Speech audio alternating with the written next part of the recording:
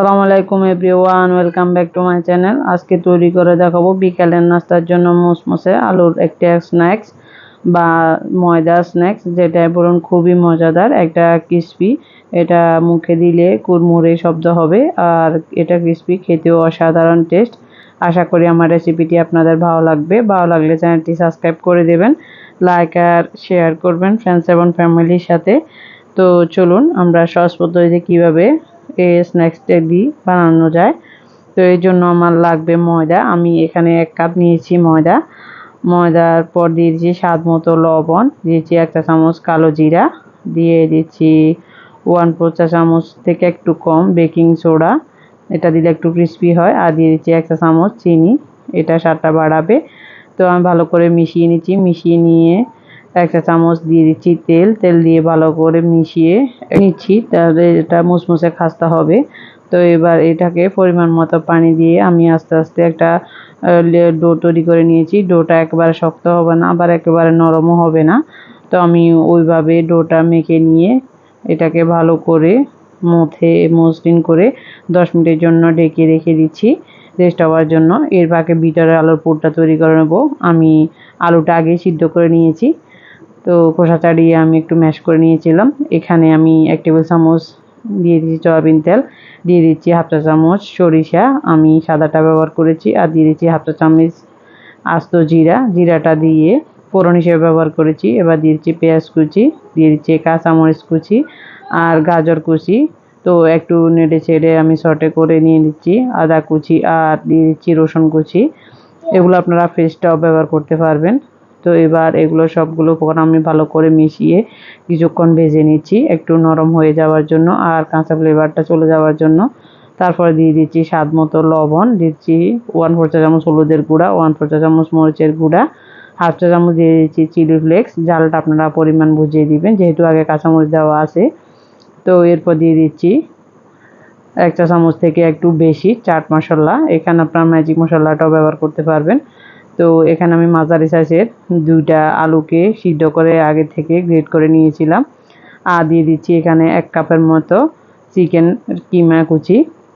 এটা আমি হলুদ দিইনি, শুধু লবণ আর গোলমরিচ আর আদা রসুন পেস্ট দিয়ে সিদ্ধ করে একটু সটে করে নিয়েছিলাম।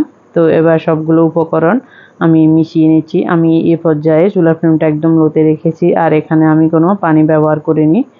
তো এবার এভাবে আমি আর 3 থেকে 4 মিনিট উপরে নিয়ে মিশিয়ে ভালো করে রান্না করে নেব।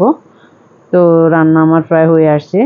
এবার আমি ধনিয়া পাতা কুচি দিয়ে আরও 1 থেকে 2 মিনিট রান্না করে নেব। তো রান্না করে আমি উল্টিয়ে পাল্টিয়ে এটা এক সাইডে রেখে ঠান্ডা হতে দিব। দিয়ে আমি ছোট ছোট বল বানিয়ে নেব। আর এদিকে আমাদের ডোটা এখন কিছুটা সফট হয়ে আসছে। তো এটাকে আমি কিছুক্ষণ মধ্যে ছোট ছোট লিচি করে নিব। আপনারা যে কয়টা রুটি বানাতে চান ওইভাবে লিচি করে নেবেন। তো রুটিটা আপনাদের ইচ্ছে মতো ছোটো বড় সাইজে করে নিতে পারবেন। তো আমি আলুর ডোটাকে ঠান্ডা হওয়ার পর একটু কাবাব হিসেবে করে নিচ্ছি, যাতে পিঠাগুলো বানানোর সুবিধার্থে। তো এটা এক সাইডে রেখে দিচ্ছি, আর একটা ডো নিয়ে আমি একটা লিচি নিয়ে একটা ছোট সাইজের রুটি বানিয়ে নিচ্ছি। আর রুটিটার থিকনেসটা দেখুন এরকম পাতলা হবে, দেখুন একেবারে মোটাও না আবার একেবারে পাতলাও না। তো এবার এর মাঝ বরাবর আমি যে আলুর কাবাবটা রেডি করেছিলাম ওটা বসিয়ে দিয়ে সাইড দিয়ে আমি কেটে নিচ্ছি। এটা প্রথমে 4 ভাগে কাটবেন, তারপরে প্রতিটা 4 ভাগকে আপনারা আরও 1 ভাগ করে কেটে নেবেন, তাহলে ফুলটা সুন্দর মতো ইজিলি হয়ে যাবে। তো আমি ভিডিও লম্বা হয়ে যাচ্ছে দেখে আমি এভাবে করে কেটে নিচ্ছি। তো আপনারা আমি কথার অনুযায়ী ওইভাবে কেটে নিলে তাহলে আরও সহজ হবে। তা আমি প্রথমে একটা বাদ দিয়ে পিস একটা সামান্য পানি লাগিয়ে সিল করে দিচ্ছি। পরে বাকি যেটা রয়ে গেছে ওটাও একটা করে সিল করে দিচ্ছি। তো এটা ভাজতে বেশি করে তেল পরিমাণ লাগে না। আমার পিঠাটা রেডি। তো এভাবে করে আমি সবগুলো বানিয়ে নিয়েছি। তো এবার ভাজার পালা। আমি একটা প্যানে দিয়ে দিয়েছি তেলটা হালকা গরম হয়ে আসলে এবার আস্তে আস্তে স্ন্যাক্সটা তেলে ঢেলে দিচ্ছি। দেখুন তেলের টেম্পারেচার কিন্তু খুবই কম। তো আমি যেহেতু ক্রিস্পি করে ভাজবো তাই তেলটা বেশি ওভার কুক করিনি। আর উপরের যে কালারটা প্লেন কালারটা এটা আসার জন্য তেলটা একটু কম গরম করলে ভালো হয়, বেশি গরম করলে এটা ফুটফুটে এরকম হয়ে যায়। সমুচা যেরকম আমরা আস্তে আস্তে ভেজে নিই, আমিও তদ্রুপ এটাও এরকম করে ভেজে নিয়েছি। কালারটা খুব সুন্দর আসবে আর ভিতরটাও ক্রিসপি হবে। তো আমি উল্টিয়ে পাল্টিয়ে গোল্ডেন ব্রাউন করে প্রায় 8 থেকে 9 মিনিট পর্যন্ত এটাকে ভেজে নিয়েছিলাম। আর তেলটা খুবই পরিমাণে কম, দেখুন। তো আমার ভাজা হয়ে এসছে, এবার নামিয়ে ঠান্ডা করে নেব আরও ক্রিসপি হওয়ার জন্য। তো এরপর আমি দ্বিতীয় বেচটাও ভাজতে চলে যাচ্ছি। এটাও ভেজে আমি গোল্ডেন ব্রাউন করে নিয়েছি। তো আশা করি আমার রেসিপিটি ভালো লাগবে। এবার তেঁতুলের চাটনি, টমেটো সস যেটা দিয়ে পরিবেশন করুন না কেন খুবই মজাদার হবে।